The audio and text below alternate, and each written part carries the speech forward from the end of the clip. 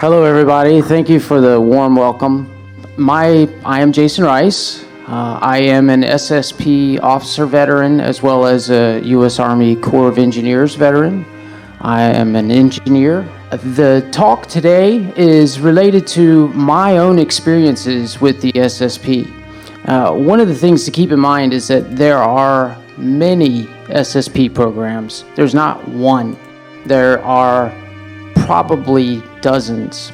And if you think about it, somebody may be working on a component for a spacecraft or advanced technology, and they have no idea what they're doing, except that they're just piecing this part together.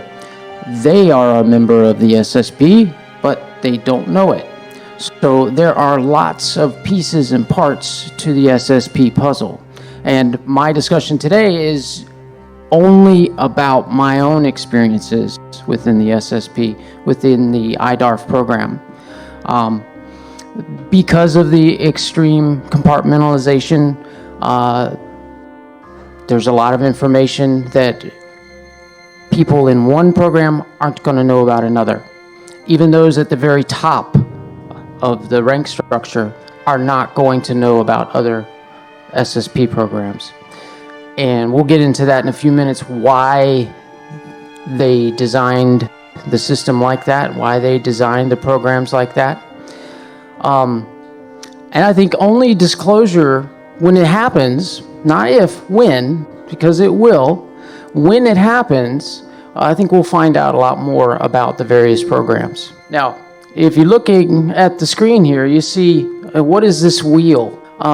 This shows the Bilderberg Group, how many people are involved in it, their interconnections, and this gets back to the cabal, their control of every aspect of our lives, from the media to education to national defense. This is a compartmentalization. The people that work for these, the people that operate in this world, are not entirely aware of the other aspects of the SSP that they may be involved with. So some of the things that we can expect to have happen as disclosure happens is that the only suggestion I can make is that expect anything and everything from one end of the spectrum to the other, because there will be momentous, joyful disclosure technologies that we'll find out about, but there will also be some very tough truths that we will have to work through. One of the things that I'd like to ask is there anyone in here that likes being lied to? Nobody? I didn't think so. I know I don't. Well, as disclosure happens, one of the things that people are going to have to deal with are the lies. Individually, we're going to go through, as well as civilization, as well as the entire planet, what is referred to as 5 stages of grief, right? You've got the denial, anger, that was one for me, bargaining, depression, and acceptance. List of offenses, there are going to be lies, there's going to be cheating, you find out about stealing, murder, greed, pretty much every form of bad actions, some of the things that we'll find out. Now, they've been perpetrated on our mothers, our fathers, brothers and sisters, sons and daughters. And these things go back 80 plus years as far as the plan. These guys, to get us all under one world government. And despotic control means that nobody can argue with them. So that was the plan. Elected officials, unelected officials, they're involved. People in corporations that are involved. There's people in every level of government. Now, one of the things that I'm sure you're going to say is, well, gosh, I'm awake. I've got my eyes open, and throw it at me. Come on, give me all the truth. Well, the only thing that I would say to that is that be careful what you ask for, because while we may be able to handle all the truths, how about your neighbors or your family or your coworkers? And the same thing about toxins and getting used to it from a standpoint of the global consciousness. How are you going to react to your family or friends or neighbors that are going through those 5 stages of grief? How is it going to affect us? Because, we're caring, we're compassionate, we want to help people. So naturally, it is going to affect us. We're not machines, we're not cold, we're not going to just sit idly by while our loved ones are crying over the fact that they've been lied to for their entire life. Okay, so what is the Secret Space Program? Again, as I mentioned a few minutes ago, one of them is the IDARF, the Interplanetary Defense and Reaction Forces. So where did that come from? Well, in order to get there, we're going to have to go back in time a little bit and talk about some of the history going back to the 1930s. We went from almost seemingly overnight from advanced anti-gravitic technologies and a wide range of other technologies, medical, science, physics. So let's get into the history, how we got there. 1930s Germany. The Germans, prior to World War II, were very interested in esoteric mysticism, as well as a wide range of alternative views on life and connections and energies. They scoured the entire planet looking for further clues and more information. Now, in 1936-37 is when they began their contacts and communications with the Draco. All right, well, who are the Draco? Well, they are an alien race that is a reptilian-based, that are not very nice, to put it mildly. These are negative ETs. They are definitely service to self-oriented. So shortly after their first contacts with the Draco, the Germans decided, okay, well, they're saying that there's some technology down in Antarctica, so we should go down there. So in 1938-39, they had an expedition down there. The SS Neuschwabenland was the ship, and they carved out a particular area. And I think you'll see that the area they carved out is it's in the Queen Maud Land area on the map there. And on the right-hand side, you'll see those orange pieces are actually mountains. So the entire boundary from a military standpoint is essentially an offset. It gives them some property and protection and some defense in depth from the mountains, where they ended up putting Base 211, the first one. So let's go through the timeline a little bit. They departed Antarctica in February 1939 and made it back to Germany in a couple months later, April time frame. And guess what else happened just a few short months later? Well, that's exactly right. They invaded Poland in September, 4 or 5 months later. Now, I don't know about you, but I don't believe in those kinds of coincidences. So they must have seen something, found something, right? Well, they were told what was there, and they confirmed it. And then once they confirmed it, that furthered their plans for world domination. And so 1940s, let's go through a little bit. They started building out and stocking their base in Antarctica so that they would be able to contain, feed, house upwards of 300,000 people. There were thousands involved with it. Most of them were native Germans, so that they could keep the information compartmentalized. Again, there's that word. They were able to use the geothermal properties underneath the mountains for their power source initially. Later on, they developed alternative advanced technologies, so they wouldn't have to rely solely on geothermal. But it was there. And they already had some advanced civilization that had been abandoned that they were told to go investigate by Draco. Draco wanted that technology. So, around 1940, the Germans make their first visit to the moon in the Haunebu 1. And the same time period back on Earth was the period when the German Navy had commissioned some auxiliary cruisers, which basically are converted civilian ships.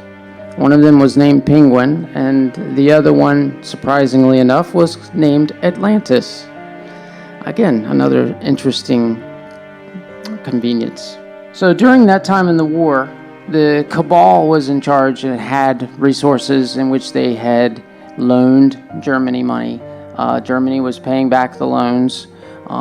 They had financed them through their rebuilding efforts in the 30s, as well as financing their military expeditions of the early 40s. What happened is that Germany decided that, hey, we really don't need this central bank. We're going to instead start bartering with other countries so that we don't have to use a fiat centralized currency. Well, this of course upset the central banks, and the central bankers decided to get other people involved, and voila, the world is at war.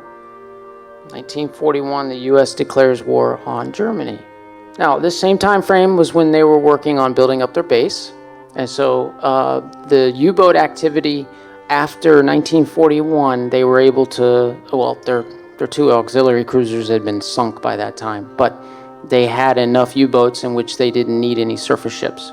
So they were using the subsurface ships for transportation to and from their base. They had advanced technologies on their U-boats so that they didn't have to surface. They were also some of the first stealth technology that had ever been released. 1944, Germans returned to the moon, and they're scouting for a base at this point. They also visit Mars for scouting purposes as well. 1945 through 48, the Germans start infiltrating the Allies, and their purpose was to get people in place.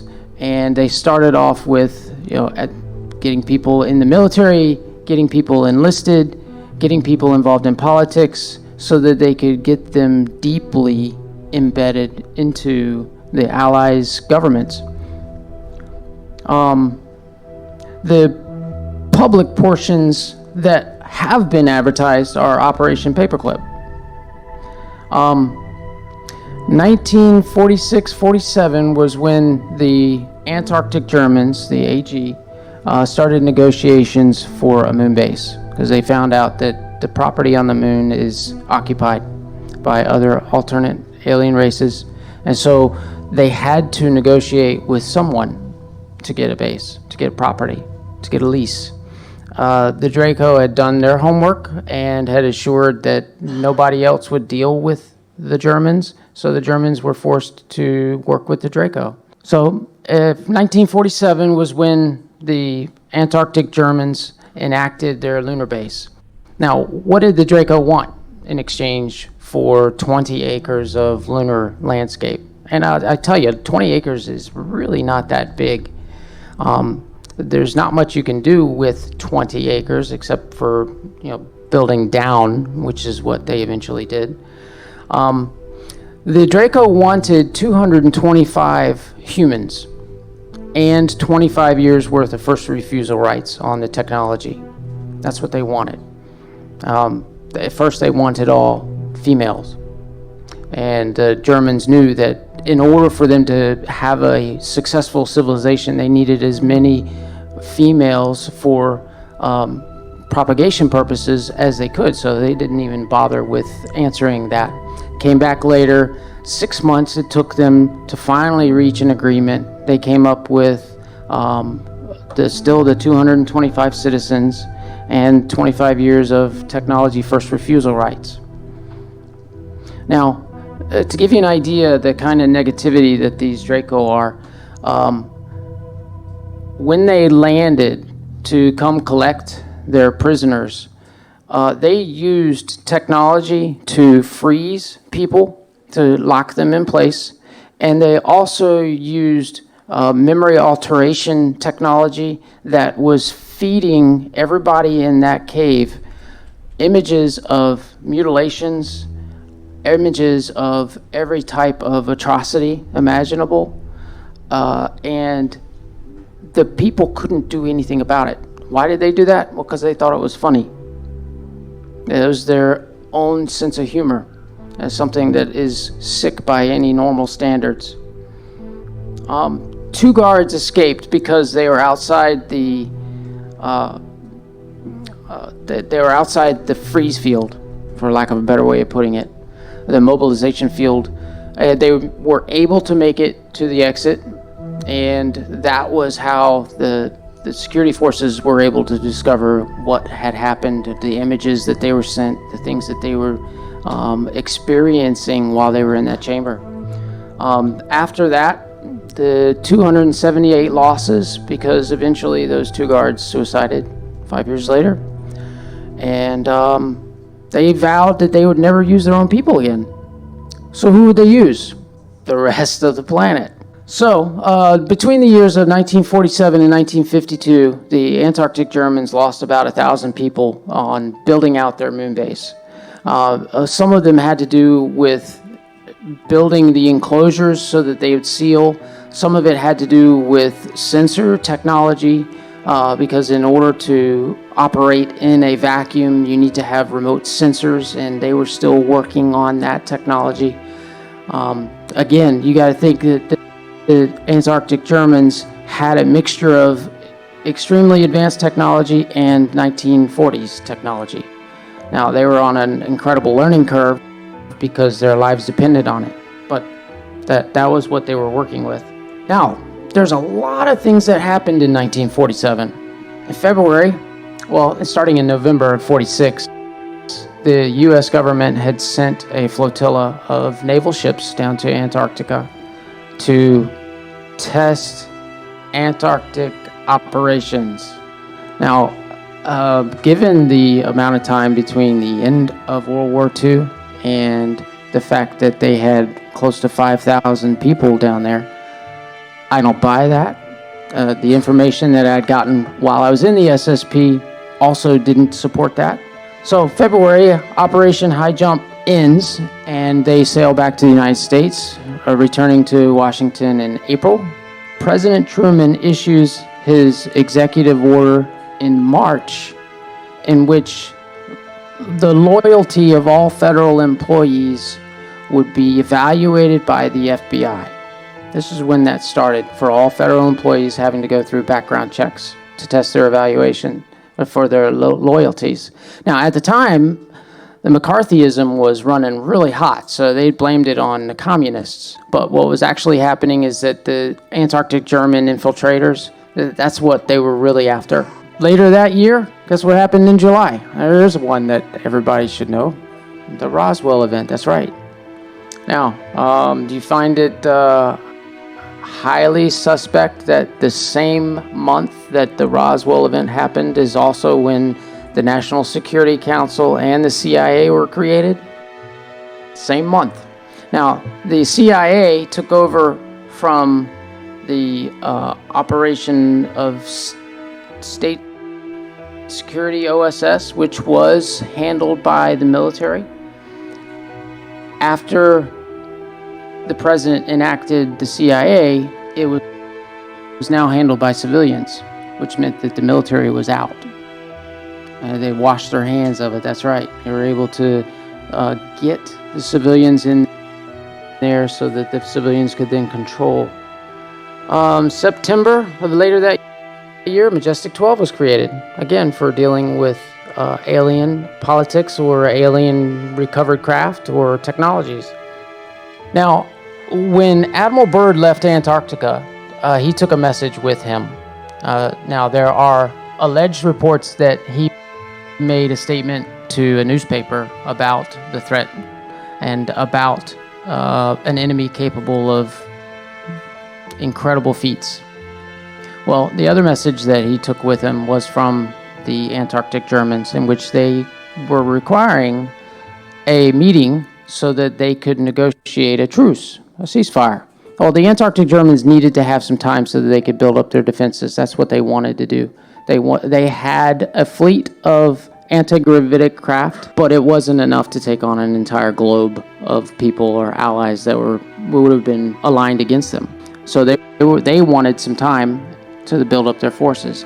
And they also knew that the Allies had nothing that could compare to their technologies.